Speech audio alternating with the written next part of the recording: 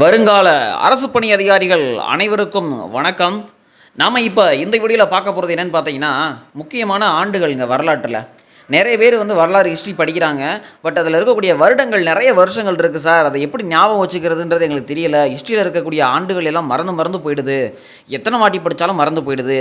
ஹிஸ்ட்ரியை எந்த மாதிரி படிக்கிறது அப்படின்றது எங்களுக்கு தெரியல. எங்களுக்கு ஒரு ஐடியா சொல்லுங்கள் அப்படிங்கிற மாதிரி நிறைய பேர் கேட்டிருந்தீங்க.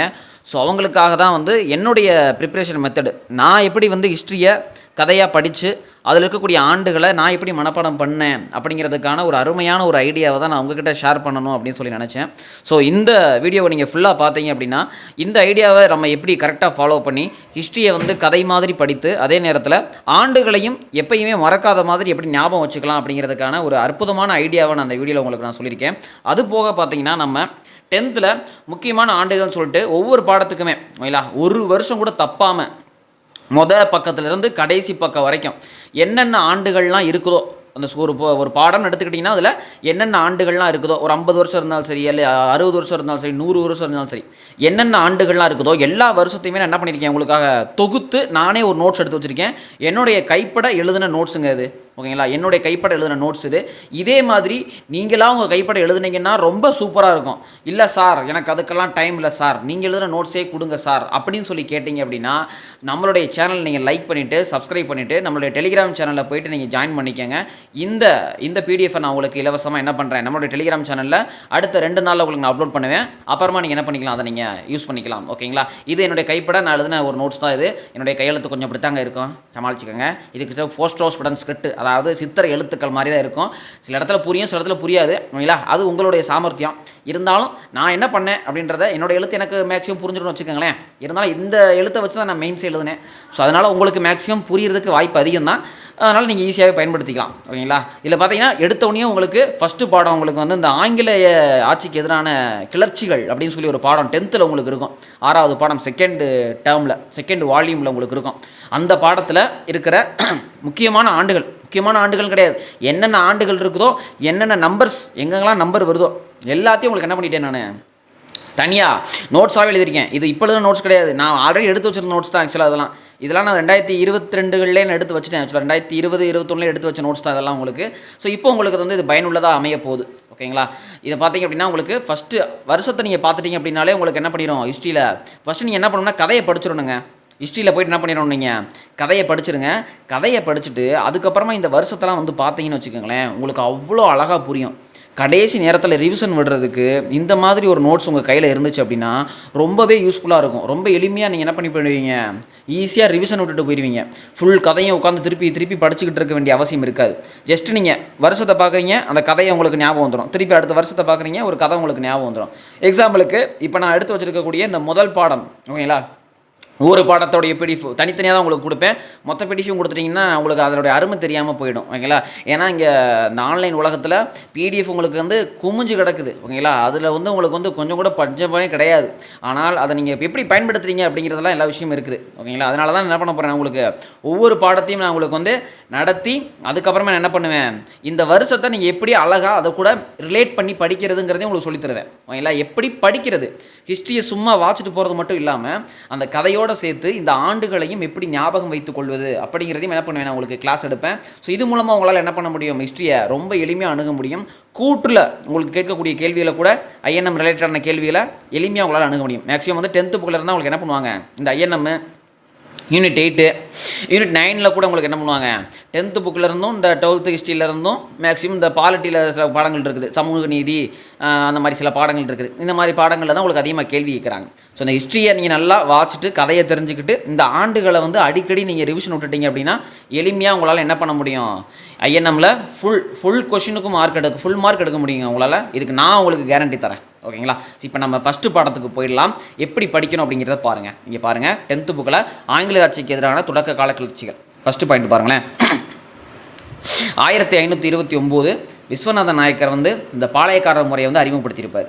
ஓகேங்களா, அந்த 1529 இதுக்கு முன்னாடியே பாளையக்காரன் ஒரு முறையை கொண்டு வந்தார். யாருன்னா பிரதாபருத்ரன் வாராங்கல்லையாண்ட காகதிய மன்னன் பிரதாபருத்ரன் அவருடைய ஆட்சி காலத்தில் தான் இந்த பாளையம்ன்ற ஒரு முறையை வந்து முதல்ல கொண்டு வந்துருப்பாங்க. அதுக்கப்புறமா தமிழ்நாட்டில் இந்த முறையை கொண்டு வந்தவர் தான் விஸ்வநாத நாயக்கர். அவருடைய அமைச்சரான தலவாய் அரியநாதர் அப்படி சொல்லுவாங்க இல்லை, அவருடைய உதவியோட 1529 தமிழ்நாட்டில் பாளையக்காரர் முறையை கொண்டு வந்திருப்பாங்க. ஓகேங்களா? ஸோ இந்த வருஷத்தை பார்த்தோன்னே உங்களுக்கு அந்த கதை ஞாபகம் வந்துடணும். அதுக்கப்புறம் 2வது பாயிண்ட் பாருங்களேன், எத்தனை பாளையங்களாக பிரிச்சிருப்பாங்க? மேற்கு கிழக்குன்னு சொல்லி மொத்தம் 72 பாளையங்களாக பிரிச்சிருப்பாங்க. ஓகேங்களா? அதுக்கப்புறம் அடுத்த 3வது பாயிண்ட் பாருங்கள், 1755 to 67. இது வந்து பூலித்தேவருடைய காலம். பூலித்தேவர் புரட்சின்னு சொல்லுவாங்க. ஆங்கில ஆட்சிக்கு எதிராக முதல்ல வந்து இந்தியாவிலிருந்து எதிர்த்த ஒரு வீரர் அப்படின்னா அது வந்து பூலித்தேவர் தான். இல்லை, இந்தியாவிலேயே முதல்ல ஆங்கிலேயர் எதிர்த்த முதல் வீரர் யாருன்னா பூலித்தேவர். கடைசி வீரர் யாருன்னு பார்த்தீங்கன்னாக்கா நம்ம தமிழ்நாட்டை சேர்ந்த தீரன் சின்னமலை அவர் தான் என்ன பண்ணியிருப்பார், கடைசியாக மோதிருப்பார். ஓகேங்களா? ஸோ 1755 to 67 தான் நம்ம பூலித்தேவருடைய காலம். இவருடைய புரட்சியை தான் முதல் பாளையக்காரர் புரட்சி அப்படின்னு சொல்லுவாங்க. ஓகேங்களா? அடுத்த வருஷம் பாருங்கள், 1755 ஹெரான் தலைமையிலான படை அழைத்து கொண்டு மாபுஸ்கான் வந்து என்ன பண்ணுறாருன்னா திருநெல்வேலிக்கு போவார். இல்லை, எப்படி போவார்னா நவாப்புடைய 600 படை வீரர்களையும் கம்பெனியுடைய 1000 படை வீரர்களையும் சேர்த்து கொண்டு மாபுஸ்கான் என்ன பண்ணுவார்னா அந்த படைகளை இணைத்து கொண்டு திருநெல்வேலிக்கு போவார். அங்கே நம்ம பூலித்தேவர் திருவிதாங்கூரை சேர்ந்த 2000 படை வீரர்களை சேர்த்து கொண்டு களக்காட்டில் போர் நடக்குங்க. என்ன பண்ணுவோம், களக்காட்டில் போர் நடக்கும். அதில் நம்ம பூலித்தேவர் தான் ஜெயிப்பார். ஓகேங்களா? அடுத்த வருஷம் பாருங்கள், 1761 மே 16 பூலித்தேவருடைய 3 கோட்டைகளை யூசுப் கான் வந்து பிடிப்பார். யூசுப் கான் என்ற மருதநாயகம் சொல்லுவாங்க. ராமேஸ்வரத்தில் பிறந்திருப்பார். ஓகேங்களா? இவருடைய இன்னொரு பேர் கான் சாஹிப் அப்படின்னு கூட சொல்லுவாங்க. முக்கியமான ஒரு ஆள். இவருடைய இதை தான் நம்ம கமலஹாசன் என்ன பண்ணிட்டு இருக்காரு, மருதநாயகம் சொல்லி ஒரு படமாகவே எடுத்துகிட்டு இருப்பார் யூசுப் கானுடைய அந்த கதை வரலாற்றை. ஓகேங்களா? ஸோ அது இங்கே வந்துடுவோம். 1761 மே 16 பூலித்தேவருடைய முக்கியமான 3 கோட்டைகள் வாசுதேவ நல்லூர், பனையூர், அப்புறம் நெற்கட்டும் செவல்னு சொல்லப்படுற 3 கோட்டைகளை வந்து யூசுப் கான் வந்து கைப்பற்றியிருப்பார். ஓகேங்களா? அதுக்கப்புறம் 1764 யூசுப் கான் தூக்கிலிடப்பட்டிருப்பார். யூசுப் கானில் தூக்கிலிடப்பட்டிருப்பார். அதுக்கப்புறம் அதே 64லேயே பூலித்தேவர் என்ன பண்ணியிருப்பார், மீண்டும் நெற்கட்டும் சேவலை மீட்டிருப்பார். இல்லை, அந்த பிடிச்சிட்டு போன யூசுப் கான் வந்து கைப்பற்றிருப்பார் இல்லையா, அந்த கோட்டைகளில் நெற்கட்டும் சேவல் அப்படின்ற கோட்டையை திருப்பி என்ன பண்ணியிருப்பார், பூலித்தேவர் கைப்பற்றியிருப்பார். அது 64 நடந்தது. அதுக்கப்புறம் 67 கேப்டன் கேம்பல் தலைமையிலான ஒரு படை பூலித்தேவரை தோற்கடித்தது. அதுக்கப்புறம் பூலித்தேவர் வந்து தலைமறைவாயிருவார். அதுக்கப்புறம் எங்கே போனார்னு தெரியாது. இவருடைய வலது கையா ஒண்டி வீரன் அப்படின்னு ஒருத்தர் இருப்பார்.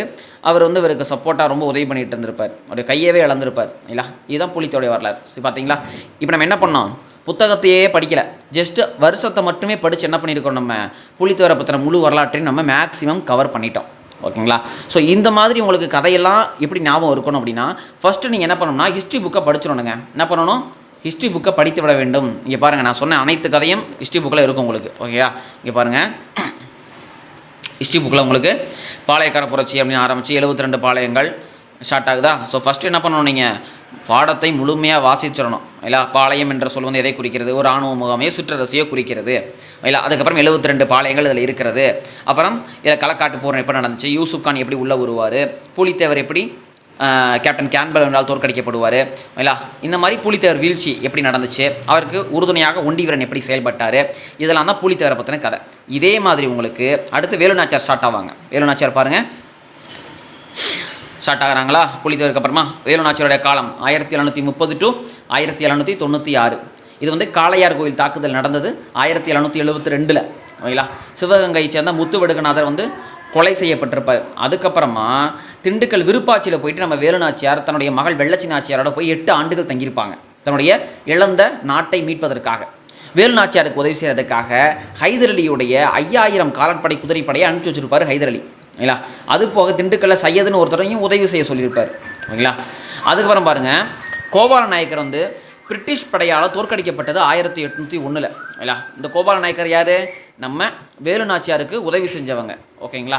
அதுக்கப்புறம் பாருங்கள், நம்ம மருது சகோதரர்கள் உதவியால் சிவகங்கையை வந்து வேலுநாச்சியார் எப்போ மீட்டிருப்பாங்க, அந்த ஆயுதக்கடங்களாம் இப்போ அழிச்சிருப்பாங்கன்னா 1780. ஓகேங்களா? இதுதான் இந்த ஆண்டு. அதுக்கப்புறம் கட்டபொம்மனுடைய வரலாறு ஸ்டார்ட் ஆகிடும் 1790 to 99. இதில் வந்து பார்த்தீங்கன்னா உங்களுக்கு கட்டபொம்மன் போயிட்டு நம்ம ஜாக்சன் துறையோட அந்த 1798 பக்கோடா அந்த வரியை கட்டலைன்னு சொல்லி ஒரு பிரச்சனை நடக்கும். அதுக்கப்புறம் ராமேஸ்வரம் இந்த மாதிரி இடத்துல போய் மீட் பண்ண போவார். அங்கே ஒரு 3 மணி நேரம் என்ன பண்ணுவாங்க, அவர் நிற்க வைப்பாங்க. அங்கேருந்து நம்ம அமைச்சர் சிவசுப்பிரமணியரை வந்துட்டு தப்பிச்சு போக ட்ரை பண்ணுவார். யார், தன்னுடைய தம்பி உதவியோடு தப்பிச்சு போக ட்ரை பண்ணுவார். ஆனால் யார் மாட்டிக்குவா? அமைச்சர் சிவசுப்பிரமணியன் மாட்டிக்குவார். அதுக்கப்புறம் போயிட்டு ஒளிஞ்சிக்கிட்டு நான் வரமாட்டேன்னு சொல்லுவார். அப்புறம் 2வது பாளையக்கார போர் நடக்கும். இதெல்லாம் ஒரு கதை. ஓகேங்களா? இந்த கதையெல்லாம் உங்களுக்கு நான் தனியாக நடத்தணும், இல்லை சார் எங்களுக்கு இந்த ஆண்டுகள் மட்டும் பத்தாது, எங்களுக்கு என்ன பண்ணுங்க, நீங்கள் கதையும் நடத்துங்க, பாடத்தையும் நடத்துங்க அப்படின்னு சொன்னீங்கன்னா நீங்கள் கீழே கமெண்டில் சொல்லுங்கள். ஓகேங்களா? உங்களுக்கு வேணுமா அப்படின்றத நீங்கள் என்ன பண்ணுங்கள், எனக்கு பாடத்தையும் நீங்கள் நடத்துங்க சார் அப்படின்னா கண்டிப்பாக நான் உங்களுக்கு என்ன பண்ணுறேன், இதை நான் கதையாகவே உங்களுக்கு நடத்த தயாராக இருக்கேன். ஓகேங்களா? உங்களுக்கு ரொம்ப அருமையாக புரியும். இல்லை உங்களுக்கு கதையாகவே கொண்டு போகலாம். கட்டபொம்மன் என்ன பண்ணார், எப்போ பிறந்தார், 790 வந்து ஒரு முதல்ல 30 வயசில் அரியணை ஏறி இருப்பார். இது என்னென்ன நடந்துச்சு அப்படின்றத நம்ம கதையாக சொல்லலாம். இது மாதிரி அந்த முழு பாடத்தையுமே நம்ம என்ன பண்ணலாம், கதையாகவே கொண்டு போகலாம். அதுக்கப்புறம் உங்களுக்கு என்ன பண்ணலாம், இந்த ஆண்டுகளையும் எப்படி ரிலேட் பண்ணி படிக்கிறதுங்கிறத நான் உங்களுக்கு சொல்லி கொடுத்துட்ருக்கேன். ஓகேங்களா? இங்கே பாருங்கள், 1798 உங்களுக்கு கட்டபொம்மன் வந்து நிலுவையாக இருந்தது. 3310 கூட உங்களுக்கு நிலுவையாக இருந்திருக்கும். ஓகேங்களா? அதுக்கப்புறம் 1798 ஆகஸ்ட் 18 கட்டபொம்மனை வந்து ஜாக்சன் துறை ராமநாதபுரத்தில் வந்து சந்திக்க சொல்லியிருப்பார். ஆனால் சந்தித்தது பார்த்தீங்கன்னா 1798 செப்டம்பர் 19 எங்கன்னா குற்றாலம் ஸ்ரீவில்லிபுத்தூர் இந்த ஓரம் எழுதியிருக்கேன் பாருங்கள், அங்கே தான் சந்திச்சிருப்பார். ஒரு 3 மணி நேரம் வெயிட் பண்ண வச்சுருப்பார். அதுக்கப்புறம் 1798 டிசம்பர் 15 கட்டபொம்மனை வந்து விசாரணைக்கு ஆஜராக சொல்லுவாங்க. நம்ம வில்லியம் ஓரம் காசா மேயர் அப்படின்னு சொல்லி ஒரு 3 பேர் இருப்பாங்க. சென்னையில் வந்து விசாரணை நடக்கும். 1080 பக்கோடா வந்து நிலுவையாக இருக்கிறதா சொல்லி அவருக்கு தீர்ப்பு கொடுப்பாங்க. பிற தொகையெல்லாம் அவர் செலுத்திட்டாருப்பா அப்படின்னு சொல்லிட்டு சொல்லிடுவாங்க. இல்லை அதுக்கப்புறம் பார்த்தீங்கன்னா 1799 மே பார்த்தீங்கன்னா மெட்ராஸை சேர்ந்த வெள்ளஸ்ரீ பிரபு வந்து கட்டபொம்மனுக்கு எதிராக ஒரு தாக்குதல் நடத்தப்படும். திருச்சி, தஞ்சாவூர், மதுரை படைகளாம் சேர்த்துக்கொண்டு திருநெல்வேலியில் வந்து அந்த சண்டைக்கு போகிறதுக்கு தயாராக இருப்பாங்க. கடைசி 1799 செப்டம்பர் 1 உங்களுக்கு கட்டபொம்மனை சரணடைய சொல்லி ஒரு நிபந்தனை விதிப்பாங்க. 1799 செப்டம்பர் 5 வந்து பாஞ்சாலங்குறிச்சியை வந்து முற்றுகையிடுவார்கள். செப்டம்பர் 1 கட்டபொம்மனை சரணடைய சொல்லுவாங்க. செப்டம்பர் 5 பாஞ்சாலங்குறிச்சி முற்றுகை நடக்கும். கடைசி 1799 செப்டம்பர் 13 சிவசுப்பிரமணியனார் அவருடைய அமைச்சரான சிவசுப்பிரமணியனாரை நாகலாபுரத்தில் வச்சு தூக்கில் போடுவாங்க. கடைசி 1799 அக்டோபர் 16 கட்டபொம்மன் வந்து நம்ம புதுக்கோட்டை மன்னன் விஜயரகநாத தொண்டைமான் அவர்களால் காட்டி கொடுக்கப்பட்டு என்ன பண்ணியிருப்பார், கயத்தாரில் புளிய மரத்தில் தூக்கிலிடப்பட்டு கொலை செய்யப்பட்டிருப்பார். ஓகேங்களா? இது கட்டபொம்மனுடைய வரலாறு. இவ்வளோ தான். ஒரு 10-5 வருஷம் இருக்குது. இந்த வருஷத்தை ஞாபகம் வச்சோம்னா மொத்த கதையும் நம்ம சொல்லிடலாம். ஆனால் முதலில் கதையை படிக்க வேண்டும். அந்த கதையை படிச்சுட்டு வந்து இங்கே இருக்கக்கூடிய நோட்ஸை நீங்கள் வாசிச்சிங்கன்னா ரொம்ப அருமையாக உங்களுக்கு புரியும். அடுத்து பாருங்கள், மருது சகோதரர்கள். பெரிய மருதுடைய காலம். இவங்க 2 பேருமே உங்களுக்கு வந்து நம்ம வேலுநாச்சியார்கிட்ட வந்து மருது சகோதரர்கள் 2 பேரும் மந்திரிகளாக பணிபுரிந்தவர்கள். பெரிய மருதுன்னு சொல்லப்படுற வெள்ள மருது 1748 1801 வரைக்கும், சின்ன மருது 1753 1801 வரைக்கும். அப்போ தான் 1799 கட்டபொம்மன் கழகம் வந்து ஒடுக்கப்பட்டதுக்கப்புறமா 1800 மீண்டும் கழகம் பெருசாக வெடிக்கும். அந்த கழகத்துக்கு காரணமாக இருந்தவங்க தான் நம்ம மருது சகோதரர்கள். அதனால தான் அவங்க 2வது பாளையக்காரர் போர் அப்படின்னு சொல்லுவாங்க. 1800 ஜூனில் கோயம்புத்தூரில் ஒரு பெரிய கிளர்ச்சிக்கு பிளான் பண்ணுவாங்க, திட்டம் போடுவாங்க கோயம்புத்தூரில் வச்சு. 1801 பாளையங்கோட்டை சிறையிலேருந்து தப்பிச்சு கமுதி போயிருப்பாங்க கட்டபொம்மனுடைய சகோதரர்களான ஊமத்துறையும் சிவத்தையாவும். என்ன பண்ணியிருப்பாங்க, பாளையங்கோட்டை ஜெயிலேருந்து தப்பிச்சு கமுதி போயிருப்பாங்க. அவர்களை கூட்டிகிட்டு வந்து சிறுவயலில் வந்து உட்கார வச்சுருப்பா அப்படி நம்ம சின்ன மருது. அதில் அவங்கள கூட்டிகிட்டு வந்து என்ன பண்ணியிருப்பார், சிறுவயலில் உட்கார வச்சு அவங்களுக்கு தேவையான வசதியெல்லாம் செஞ்சு கொடுப்பாரு. அப்புறம் 1801 ஜூன் மாதம் உங்களுக்கு மருது சகோதரர்கள் திருச்சி அறிக்கை ஒன்று வெளியிடுவாங்க, திருச்சி பேரறிக்கை. இதுதான் முதல்ல ஜாதி மத வேறுபாட்டை கடந்து ஆங்கிலேயருக்கு எதிராக விடுக்கப்பட்ட ஒரு உலகளாவிய பேரறிக்கை அப்படின்னு கூட சொல்லலாம். இந்தியாவில் தேசிய அளவிலான ஒரு பேரறிக்கை, எல்லா மக்களையும் ஒன்று சேர்த்து வேறுபாடு இல்லாமல் கொடுக்கப்பட்ட ஒரு பேரறிக்கை. இதுக்காக சின்ன மருது என்ன பண்ணியிருப்பாங்கன்னா ஒரு 2000 பேர்த்த திரட்டியிருப்பார், ஒரு கிளர்ச்சி நடக்க போகுது அப்படிங்கிறதுக்காக. அப்புறமா 1801 அக்டோபர் 24 மருது சகோதரர்களை வந்து தூக்கில் போட்டிருப்பாங்க. எங்கன்னா ராமநாதபுரம் மாவட்டம் திருப்பத்தூர் கோட்டையில் தூக்கிடப்பட்டிருப்பாங்க. இல்லை அப்புறம் 1801 நவம்பர் 16 ஊமத்துறையும் சிவத்தையாவையும் பாஞ்சாலங்குறிச்சியில் வச்சு தலை துண்டிக்கப்பட்டிருக்கும். இல்லை இந்த கழகத்தில் ஈடுபட்டதுக்காக 73 பேர் என்ன பண்ணியிருப்பாங்க, மலையா நாட்டுக்கு மலையாளர் கூடி பினாங்குன்ற நாட்டுக்கு நாடு கடத்தப்பட்டிருப்பாங்க. ஸோ இதுதான் பாளையக்கார கிளர்ச்சி. மொத்தம் 2 விதமான கிளர்ச்சி நடந்திருக்குது. 1799 நம்ம கட்டபொம்மன் கழகம் நம்ம இதெல்லாம் நடந்தது, முதல் பாளையக்கார போர் சொல்லுவாங்க. கடைசியாக நடந்தது வந்து 1800 801 நம்ம மருது சகோதரர்கள் நடத்துச்சுன்னு 2வது பாளையக்காரர் போர் அப்படின்னு சொல்கிறாங்க. ஓகேங்களா? அடுத்த வருஷம் பாருங்கள், 1801 ஜூலை 31 உங்களுக்கு கர்நாடக உடன்படிக்கை மேற்கொள்ளப்பட்டிருக்கும். தமிழ்நாட்டின் மீதான பிரிட்டிஷ் வந்து நேரடி கட்டுப்பாட்டு கொண்டு வந்திருப்பாங்க. தமிழ்நாட்டை பிரிட்டிஷ் என்ன பண்ணியிருப்பாங்க, நேரடி கட்டுப்பாட்டுக்கு கொண்டு வந்திருப்பாங்க. பாளையக்காரர் முறையை முடிவுக்கு கொண்டு வந்திருப்பாங்க. பாளையக்காரர் முறையை முடிவுக்கு கொண்டு வந்து சிவகங்கையை என்ன பண்ணியிருப்பாங்க, ஆங்கிலேயர்கள் தங்களோடு இணைத்து கொண்டனர், தங்கள் நாட்டோடு என்ன பண்ணியிருப்பாங்க, அதை இணைச்சிருப்பாங்க. இது எப்போ, 1801 ஜூலை 31. ஓகேங்களா? அப்புறம் கடைசியாக நம்ம பார்க்குறோம் தீரன் சின்னமலை பற்றி பார்ப்போம். தீரன் சின்னமலை பார்த்தீங்கன்னா உங்களுக்கு 1756 to 1805ங்க. இல்லை, இவர் தான் வந்து காவேரி, ஓடாநிலை, அரச்சலூர் அப்படின்னு சொல்லிட்டு 3 விதமான குரில்லா போர் முறையை உருவாக்கி சண்டை போட்டிருப்பார். ஓடாநிலை அப்படின்ற இடத்துல தான் வந்து ஒரு கோட்டையை கட்டி மறைஞ்சு வாழ்ந்துட்டு இருப்பார். அப்புறமா 1805 ஜூலை 31 நல்லப்பன் அப்படின்ற இவருடைய சமயக்காரனால் போட்டு கொடுக்கப்பட்டு சங்ககிரி கோட்டையில் வச்சு இவரை தூக்கில் போட்டுருவாங்க. இதுதான் தீரன் சின்னமலை, கடைசியாக ஆங்கிலேய எதிர்த்து போராடிய ஒரு மன்னன். ஓகேங்களா. இவருடைய காலம் 1756 to 1805. இந்த பாடத்துடைய அடுத்த பகுதி பார்த்தீங்கன்னா உங்களுக்கு வேலூர் புரட்சி எப்போ ஸ்டார்ட் ஆகும்னா 1806 ஜூலை 10ங்க. 1806 ஜூலை 10 வேலூர் புரட்சி நடக்கும். அந்த வேலூர் புரட்சி காரணம் உங்களுக்கு தெரியும் ஏன்னா நம்மளுடைய திப்பு சுல்தானுடைய அந்த குடும்பத்தை என்ன பண்ணியிருப்பாங்க, மொத்தமாக மைசூர் மன்னன் ஹைதர் அலியுடைய மகன் திப்பு சுல்தானுடைய மொத்த குடும்பத்தையும் வேலூர் கோட்டைக்கு நாடு கடத்தியிருப்பாங்க. ஸோ அங்கே பார்த்தீங்கன்னா திப்பு சுல்தானுக்கு ஆதரவாக நிறைய பேர் அங்கே ஜெயிலில் இருந்துகிட்டு இருப்பாங்க. அங்கே ஆல்ரெடி அங்கே வேலை பார்க்கக்கூடிய அந்த இராணுவ வீரர்களுக்கு சரியான ஊதியம் கொடுக்காது, மோசமான பணிச்சூழல் அங்கே இருக்கும். அதுபோக அந்த ஜான் கராடக் அறிமுகப்படுத்தின இராணுவ விதிமுறைகள், அக்னியு தலைப்பாகை, இதெல்லாம் வந்து தாங்க முடியாமல் எதிர்த்து என்ன பண்ணியிருப்பாங்க, சண்டை போட்டிருப்பாங்க 1806 ஜூலை 10. அங்கே வந்து திப்பு சுல்தானுடைய மகன் பதே ஹைதர் அலி அப்படிங்கிறவர் என்ன பண்ணியிருப்பார், அந்த புரட்சியை தலைமையேற்று நடத்தி கொண்டு போயிருப்பார். அதுக்கப்புறம் வெளியில் இருக்கக்கூடிய மேஜர் கூட்ஸ் அப்படின்றவர் என்ன பண்ணியிருப்பார், ஆற்காட்டில் இருக்கக்கூடிய நவாப்பை கூட்டிகிட்டு வந்து இந்த போரை வந்து முடிவுக்கு கொண்டு வந்திருப்பாங்க. இதெல்லாம் வந்து இந்த வேலூர் புரட்சியில் நடந்த முக்கியமான சம்பவங்கள். இதுக்கப்புறம் என்ன ஆகுது அப்படின்னா 1792 திப்பு சுல்தானோட ஸ்ரீரங்கப்பட்டண உடன்படிக்கை கையெழுத்தாயிருக்கும். சேலம், திண்டுக்கல் மாவட்டம் ஆங்கிலேயர்கிட்ட போயிருக்கும். அதேமாதிரி 1799 மூலமாக ஆங்கிலேய மைசூர் போர் மூலமாக கோயம்புத்தூர் வந்து வெள்ளக்காரன்ட்ட போயிருக்கோம். 1798 தஞ்சாவூர் தானே போய் சரணடைஞ்சுவேன், ஐயா நீ ஏற்றுக்கங்க ஐயான்னு. 1805 பஞ்சம் உருவாகுங்க. இல்லையா, இங்கே பாருங்கள், கர்னல் ஜில்லஸ்பி அவர்ன்ற குதிரைப்படை தளபதி தான் என்ன பண்ணியிருப்பார், வேலூர் கோட்டையில் காலையில் 9 மணிக்கு வந்து மொத்த போரையும் முடித்து விட்டவர். அவருக்கு வெகுமதியாக 7000 பக்கோடா பரிசு கொடுக்கப்பட்டிருக்கும். இந்த வேலூர் புரட்சி வந்து நடத்தினது யாருன்னு பார்த்தீங்கன்னா முதல் மற்றும் 23வது படைப்பிரிவை சேர்ந்தவர்கள். பார்த்தீங்களா, இவ்வளோ தான் மொத்தமாக. நீங்கள் வந்து இந்த வருஷத்தை வாசிக்கிறதுக்கு உங்களுக்கு எவ்வளோ நேரம் ஆயிருக்கு, நான் வாசித்தே உங்களுக்கு வெறும் 15லேருந்து ஒரு 20 நிமிஷத்துக்குள்ள என்ன பண்ணிட்டேன், ஒரு பாடத்தையே உங்களுக்கு என்ன பண்ணிட்டேன், மேக்ஸிமம் உங்களுக்கு கவர் பண்ணி முடிச்சிட்டேன். இதுவே நீங்கள் அந்த பாடத்தை எடுத்து வாசிங்க அப்படின்னா ஒவ்வொரு லெசனுக்குமே உங்களுக்கு குறைஞ்சபட்சம் 2லேருந்து 3 மணி நேரம் ஆகும். ஓகேங்களா. இதை நீங்கள் வாட்டி படிக்கிறப்ப இல்லை அடுத்தடுத்த வாட்டி படிக்கிறப்பையும் உங்களுக்கு பாடத்தை வாசிக்கிட்டே இருப்பீங்க, உங்களுக்கு மண்டையில் ஏறவே ஏறாது. ஆனால் இதுவே நீங்கள் அந்த கதையை நல்லா நீங்கள் படிச்சுக்கிட்டு இந்த நோட்ஸை, அதாவது அந்த பாடத்தில் இருக்கக்கூடிய எல்லா வருஷத்தையும் பயன்படுத்தி நீங்கள் படிச்சிங்க அப்படின்னா ரொம்ப எளிமையாக அந்த பாடத்தை உங்களால் ரிவிஷன் பண்ண முடியும். இந்த பாடமும் இல்லை, ஹிஸ்ட்ரியில் இருக்கக்கூடிய எல்லா பாடங்களையுமே உங்களால் 2லேருந்து 3 மணி நேரத்தில் மொத்த ஹிஸ்ட்ரியுமே 10th 12th இருக்கக்கூடிய மொத்த ஹிஸ்ட்ரியுமே உங்களால் என்ன பண்ண முடியும், ஈஸியாக ரிவிஷன் பண்ண முடியும். ரிவிஷனுக்கான மெத்தடே இதாங்க. இல்லை, ஹிஸ்ட்ரி எப்படி சார் ரிவிஷன் பண்ணுறது அப்படின்னு கேட்டிங்கன்னா இப்படி தான் ரிவிஷன் பண்ணணும். எல்லாத்தையும் உங்களை கவுத்து விட்டுரும், நேரத்தை நல்லா தின்றுங்க ஹிஸ்ட்ரி. ஆனால் இந்த மாதிரி ஒரு மெத்தடை யூஸ் பண்ணி நீங்கள் ஹிஸ்ட்ரியை ரிவிஷன் பண்ணீங்க அப்படின்னா ஜஸ்ட்டு நீங்கள் வருஷத்தை பார்க்குறீங்க, அந்த கதையை சொல்லி பார்க்குறீங்க, திருப்பி வருஷத்தை பார்க்குறீங்க, கதையை சொல்லி பார்க்குறீங்க. இந்த மாதிரி நீங்கள் படிச்சிங்கன்னா ஆண்டும் உங்களுக்கு மறக்காது, கதையும் உங்களுக்கு மறக்காது, ரிவிஷன் விடுறதுக்கான டைமும் ரொம்ப கம்மியாக எடுத்துக்கிறோம். ஸோ மிச்ச நேரத்தில் நீங்கள் நல்லா பிற சப்ஜெக்ட்ஸை அதிகமாக டைம் கொடுத்து படிக்கிறதுக்கு உங்களுக்கு வாய்ப்பும் கிடைக்கும். ஓகேங்களா.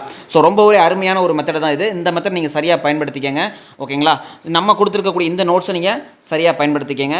ஸோ உங்களுக்கு இது மாதிரியே ஹிஸ்ட்ரியில் அடுத்தடுத்த பாடங்கள் வந்து எங்களுக்கு வந்து ஸ்கூல் புக்கையும் வச்சு எங்களுக்கு வந்து கதை மாதிரி எங்களுக்கு சொல்லிக் கொடுங்க சார், ரொம்ப ஈஸியாக புரியுது அப்படின்ற மாதிரி உங்களுக்கு தோணுச்சுன்னா, உங்களுக்கு விருப்பம் இருந்துச்சுன்னா நீங்கள் என்ன பண்ணுங்கள், அதை கமெண்டில் சொல்லுங்கள். நம்ம அடுத்தடுத்து என்ன பண்ணலாம், ஹிஸ்ட்ரியை ரொம்ப சீக்கிரமாகவே என்ன பண்ணலாம், இதே மாதிரி ஆண்டுகளையும் கதையையும் எப்படி ரிலேட் பண்ணி படிக்கிறது, எப்படி ஆண்டுகளை வந்து ஞாபகம் வச்சுக்கிறது, எவ்வளோ சீக்கிரமாக ரிவிஷன் பண்ணுறது அப்படிங்கிறதுக்கான அடுத்தடுத்த வீடியோவை நம்ம சீரியஸாக கொண்டு போகலாம். ஆல்ரெடி நம்ம பாலிட்டிக்கு previous question analysis video series போட்டுட்ருக்கோம். அதே மாதிரி வந்து தமிழுக்கு உங்களுக்கு மொழித்திறன் பயிற்சி சம்மந்தமான வீடியோ சீரிஸ் போட்டுட்ருக்கோம். அதே மாதிரி திட்டங்கள் சம்மந்தமாக யூனிட் 5 அதுக்கு வந்து என்ன பண்ணிகிட்ருக்கோம், நம்ம திட்டங்கள்னு சொல்லிட்டு ஒரு வீடியோ சீரிஸ் ஆல்ரெடி ரன்னிங் போயிட்டுருக்குது. அதே மாதிரி உங்களுக்கு யூனிட் 5க்கு எக்கனாமி நிர்வாகம் சம்மந்தமாக உங்களுக்கு 11th 12th லைவ் கிளாஸ் உங்களுக்கு ஒரு 8 கிளாஸ் போட்டிருக்கோம். ஸோ இந்த மாதிரி என்ன பண்ணியிருக்கோம், நம்ம எல்லா சப்ஜெக்ட்லையுமே அங்கங்கே நம்ம என்ன பண்ணியிருக்கோம், மேக்ஸிமம் கவர் பண்ணிட்டு தான் வர்றோம். இப்போ நம்ம என்ன பண்ணியிருக்கோம், ஹிஸ்ட்ரிக்கும் கையில் எடுத்திருக்கோம். இதையும் நம்ம என்ன பண்ணிடுவோம், ரெகுலராக கொண்டு போக ஆரம்பிச்சிருவோம். ஸோ நம்ம சேனலில் நீங்கள் ரெகுலராக ஃபாலோ பண்ணிக்கங்க, நிறைய விஷயங்கள் வரப்போகுது, மிஸ் பண்ணிடாதீங்க. அதே மாதிரி ஆர்எஸ் அகர்வால் கேட்டிருக்கிறீங்க, ஆர்எஸ் அகர்வாலுக்கும் சூப்பராக ஒரு பிளான் ரெடி ஆயிருச்சுங்க. ஒரு போர்டு ஆர்டர் போட்டிருக்கோம், சிம்பிளாக 5 கணக்கு எப்படி இப்படி பண்ணுறதுன்னு ரொம்ப எளிமையாக உங்களுக்கு சொல்லித்தர போகிறேன். ஸோ எல்லாமே உங்களுக்காக நமக்காக பண்ணுறோம். நம்ம கீழேருந்து வர்றோம், அடித்தட்டிலேருந்து நம்ம முன்னேறணும்னு நினச்சிக்கிட்டு இருக்கோம், ஒரு ஆர்வத்தோடு படிச்சுக்கிட்டு இருக்கோம், நம்மளுடைய வாழ்க்கை முன்னேற்றத்துக்காக படிச்சுட்டு இருக்கோம். ஓகேங்களா, அதை நீங்கள் மைண்டில் வச்சுக்கிட்டு மனம் சோர்வடையாமல் ரெகுலராக படிங்க, கன்சிஸ்டன்சியாக படிங்க. ஓகேங்களா, உங்களுக்கு ஏதாவது டவுட் இருந்துச்சுன்னா கமெண்ட்டில் சொல்லுங்கள். நம்ம நெக்ஸ்ட் வீடியோவில் பார்க்கலாம். நம்ம டெலிகிராம் சேனலில் ஜாயின் பண்ணிக்கோங்க. ஓகேங்களா, தேங்க்யூ.